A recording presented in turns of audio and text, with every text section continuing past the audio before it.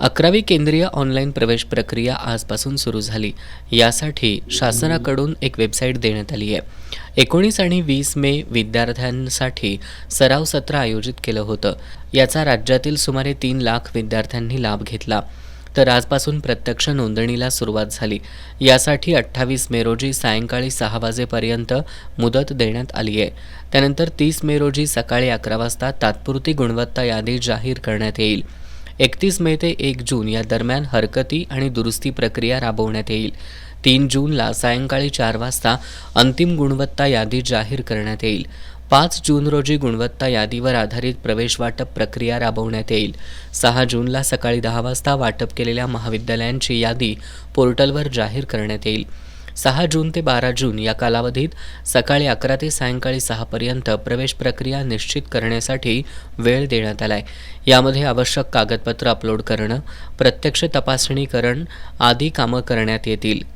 यामध्ये पहिली पसंती मिळाल्यास विद्यार्थ्यांना प्रवेश घेणं अनिवार्य असणार आहे। 14 जून रात्री 10 वाजता दुसऱ्या फेरीसाठी रिक्त जागांची यादी जाहीर केली जाईल। यावर्षीपासून पहिल्यांदाच राज्यातील कोणत्याही महाविद्यालयात विद्यार्थ्यांना प्रवेश घेता येणार आहे। राज्याची एकूण प्रवेश क्षमता 20,43,254 इतकी आहे।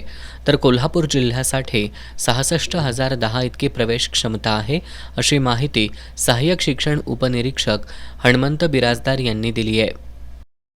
सांगली, सातारा, कोल्हापूर, रत्नागिरी आणि सिंधुदुर्ग 5 जिल्ह्याचे ऑनलाईन प्रवेश प्रक्रियाचं संनियंत्रण हे विभागीय शिक्षण उपसंचालक कार्यालय यांच्यामार्फत होत आहे।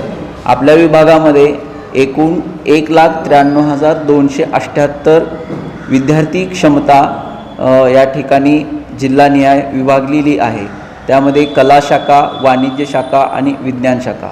विज्ञान शाखेमध्ये सर्वात जास्त 80,240, त्यानंतर कला शाखेचे 64,572 आणि वाणिज्य शाखेचे 48,466 विद्यार्थी 5ही जिल्ह्यामध्ये प्रवेश घेण्यासाठी कॉलेजनी जे प्रवेश क्षमता निश्चित केली आहे ते आहे।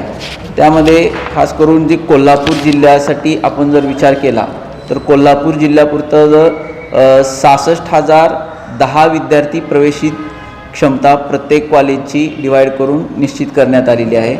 त्यामध्ये कला शाखेचे 22,050 विद्यार्थी प्रवेश घेऊ शकतील, कॉमर्स शाखेचा 15,670 आणि सायन्स शाखेमध्ये 28,290 विद्यार्थी प्रवेश क्षमता निश्चित करण्यात आलेली आहे।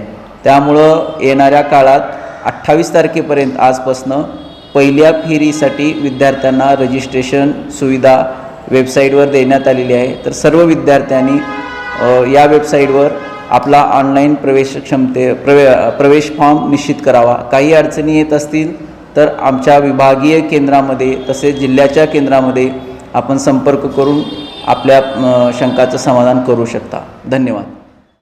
ही प्रवेश प्रक्रिया आश्रमशाळा, सैनिकी शाळा आणि CBSEच्या शाळा सोडल्या तर राज्य मंडळांतर्गत येणाऱ्या सर्व शाळा आणि महाविद्यालयांना अनिवार्य असणार आहे। याच माध्यमातून विद्यार्थ्यांना 11वीला प्रवेश घ्यावा लागणार आहे। दरम्यान विद्यार्थ्यांना ऑनलाईन अर्ज भरताना विद्यार्थ्यांना कोणतीही अडचण येऊ नये यासाठी 5 जिल्ह्याचे मिळून मेन राजाराम महाविद्यालयात सहाय्यता कक्षाची निर्मिती करण्यात आली आहे। यामध्ये इयत्ता 11वी सेंट्रलाइज्ड ॲडमिशन प्रोसेसमध्ये सहाय्यता केंद्र सुरू केलेलं आहे। विद्यार्थ्यांना येणाऱ्या अडचणी फॉर्म भरत असताना या ठिकाणी विद्यार्थ्यांना सहाय्यता केंद्र या नावाने सुरू करण्यात आलेलं आहे। विद्यार्थ्यांना फॉर्म भरत असताना ज्या काय अडचणी येणार आहेत त्या या ठिकाणी सहायता केंद्रामार्फत सांगितल्या जाणार आहेत।